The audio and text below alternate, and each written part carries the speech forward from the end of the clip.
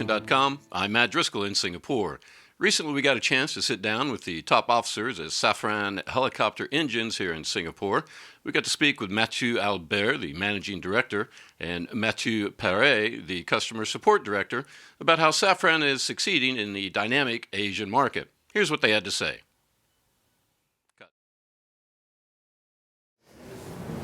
So, welcome everybody. Mathieu Albert, I'm the Managing Director of Safran Helicopter Engine Asia. I'm within this company in Asia, based in Asia for the last 2 years. And I was previously part of Safran Helicopter Engines for the last 15 years, based in France, part of the headquarters. We decided last year, we have been in Singapore for the last 25 years, because we consider Singapore as a key place for us in terms of market. We consider that Asia is one of the most dynamic markets in our business. And we decided last year to make a huge step ahead by investing in a new building in order to strengthen our position in that region. Exactly. We were previously, for the last 25 years, we were part of Loyang Industrial Park, and we decided to move ahead. At that time, obviously, we had to decide whether we stay in Singapore or we go in another country. To be honest, it was a very quick decision. We consider that Singapore was the key place to be. And after we decided, it was also very quick to decide to move to Seletar. Seletar is a wonderful place. As you said, we have all our partners, part of Seletar. We have Airbus, we have Bell, we have everybody. We have also our we have a consortium in order to support the Republic of Singapore. You will cut? Yeah, okay. We have a consortium with the Republic of Singapore Air Force to support the Republic of Singapore Air Force with ST Aerospace. So we decided that we had to be in Seletar in order to better support this customer, as ST is also part of Seletar Aerospace. I will expect that as we spend 25 years in the previous one, I will expect that we keep some space available in order to keep growing. So we are expecting to be there, I would say, for the last 20 to up to 25 years. It's also our regional hub in order to support not only Singapore, but the whole Southeast Asia.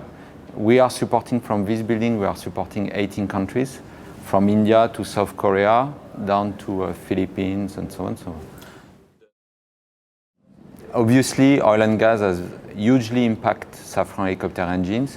What you have to have in mind is that Safran Helicopter Engines is the only engine manufacturer which is 100% dedicated to helicopter business. So it's on both sides a risk and an opportunity. It's a risk because when there is an impact on the helicopter market, yes, we are impacted, but there's also an opportunity because it means that in order to keep growing, to keep surviving, we need to invest, we need to keep innovating day after day in order to keep that leading position also. So clearly it's part of our DNA today to keep investing, to keep innovating around this business in order to sustain the growth. Oil and gas has a decrease, and we had some strong position on this market with S76 and also the H225. And the Super Puma. So unfortunately, yes, we see and we saw a decrease on this area, but we see also a huge dynamic on other market. EMS is part of it. Utility also. We can see that there is a good dynamic in some countries in that region. Indonesia is part of it. Thailand also. There is a good level of dynamic with the military market and governmental market. There is also South Korea, which is in a good dynamic. And year after year, we can see that Indian market, even if the dynamic is not as fast as we were expecting, we see an increasing fleet of aircraft in India, for example. So within Asia, we have this facility, which is the regional hub for all the Southeast Asia. We have also one facility in China, one in Japan, and one in Australia. Aside of this, we have one joint venture in Malaysia in order to support and to support the whole Malaysian market. And we have also some people, what we call the field representatives, so people based in the different countries in order to support those countries. So we have 6 of them based in different parts of a region, some in India, some in Thailand, some in Indonesia, and so on. We have also what we call the certified maintenance centers, which has some third parties partners in order to support locally the different customers. We truly think, and it's our strategy, is to have, we want proximity. Proximity means physical proximity, so through our field representative, through our service centers, but also through people, and we want people that know exactly and perfectly well the customer. It means in terms of behaviors, in terms of language, and so on. So this is why we have set up a network around the region. We have one certified maintenance center in South Korea. We have one in Philippines. We are in a process to set up one in India also, and one in Thailand. Exactly. This is what we put behind proximity. For me, as I explained to you previously, it's not only a physical proximity for me, it's also a matter of having local people in order to support local customers. Sometimes when I am in a meeting, at one point of time, you need local people to team up and to discuss between each other. And they will discuss in either Bahasa or whatever, but you need that proximity also in order to make things happen.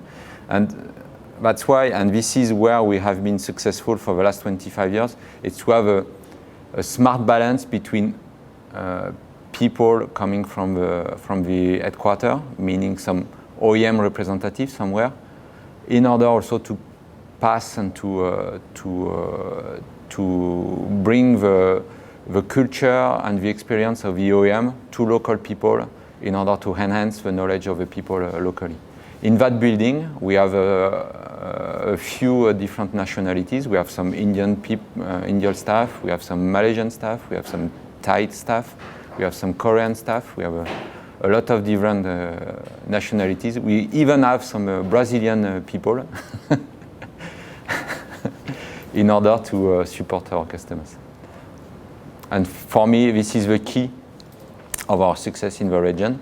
If we have been there for the last 25 years and we are still there, it's also because we found that balance between local and OEM representative. You have to invest on 2 sides for me. You have to invest obviously on the product in order to make it more reliable, to make it more cost efficient and so on, but you have also to invest on the people. This is where also part of a strategy to make this move from Loyang to Seletar. We wanted to set up a training center, not only for our customer, because we also think that we need to have a customer for safety management system matters. We need to have customer fully trained, but we need also our staff to be trained. And we wanted to invest and to have a dedicated training center. And unfortunately, our facility in Loyang was not big enough, and it was part of our strategy to move from Loyang to Seletar. It was to be able to have a fully dedicated training center. And we are spending a lot of money also to train our people. For example, the field representative that we set up in Thailand, he spent 9 months here just to be fully trained, even if he had a huge knowledge about helicopter and so on. It was part of our operator previously. Nevertheless, we decided to go through a very deep training path for him, and he spent 9 months here in Seletar, but also in France, in order to be fully trained. And this is key for me. A few years back, we did a risk assessment within Safran helicopter engines about what could be the risks that could slow down our future. And we came up with a few things. First of all, obviously, that if our engines are not at the state of the art, and I would say better than our competitor, this is the first point, but this one is obvious, and we have all the head of engineering working on it, so head of design. So I would say this one was already tackled. And we came up also with two different topics. First one is that if helicopter business is not mature enough in order to avoid as much as possible some incidents, then insurance coverage could become a very big risk and a major problem for the operators in order to keep flying. If your insurance coverage, because of the incident rate, is too high, becomes too high and not relevant from a business point of view, that's a major risk. This is why we decided a few years back to invest hugely on the safety management system in order, both for us and for our customer, to sustain this initiative to reduce the risk of incident. This was the first point. And the second risk that we identified at that point was the lack of mechanics and pilots and so on. So we decided to set up an initiative with HAI, with Helicopter Association from the US, in order to make some marketing around the helicopter business, because as I told you, we are 100% dedicated to helicopter business. We consider that helicopter is a wonderful tool for the daily life and so on, because we need helicopter for some activities where you cannot do the work with anything else, such as EMS or utility or stuff like that. And we truly think that we are 100% dedicated, so we truly think that it's a wonderful business. And we said that we need to support this business and to market this business in order to make it sustainable for the future.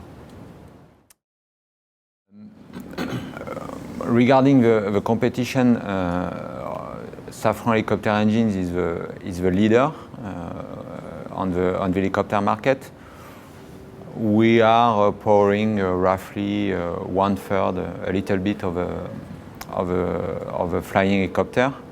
We are a bit higher in the region, and what is very interesting in the region is that if you look at the youngest helicopter fleet, we are powering roughly 50% of the fleet. You were talking about 3D printing. For example, the Arano engine, the new engine we are currently manufacturing for the H160, will be the first helicopter engine with 3D printing parts, and it has been certified by the EASA.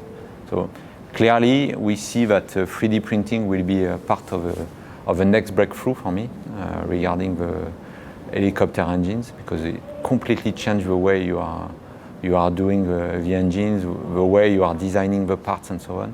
And it allows us also to make some very, very new designs and very efficient ones. So it's a key one for me. Let's talk about when you are part of a MRO business, as we are, and when your expectation is to be one of the leaders of this market, then you need to be the leader on the supply chain. Otherwise, it won't fly. And as you said, if you have one issue, the image and people will keep that in mind for 2, 3, 4 years. So clearly, no failure. You cannot have any failure when you are talking about supply chain. And it was part also of our strategy when we set up this building in Seletar. We wanted to extend and to enhance our warehouse in order to better support our customer. And when we decided to keep our business in Singapore, it was also part of a decision. It's because we all know that Singapore is a very efficient place when you are talking about supply chain, and you have all the freight forwarders and so on here, so it's very easy. So we have a fully dedicated warehouse, a state-of-the-art one with aircon, with humidity control and so on. We are shipping more than 10,000, we are doing more than 10,000 shipping per year from that building. We have also invested a lot about a pool of engines, modules and accessories. We have more than 30 engines in that building in order to support our customer.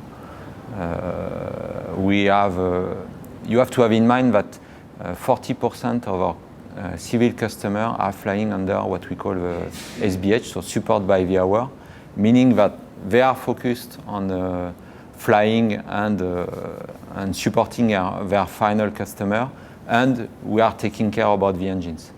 If there are any event, we will exchange the engine, we will exchange the accessories, and this is why we invest a lot through that building and through the pool of assets that we have here in Singapore in order to support those customers.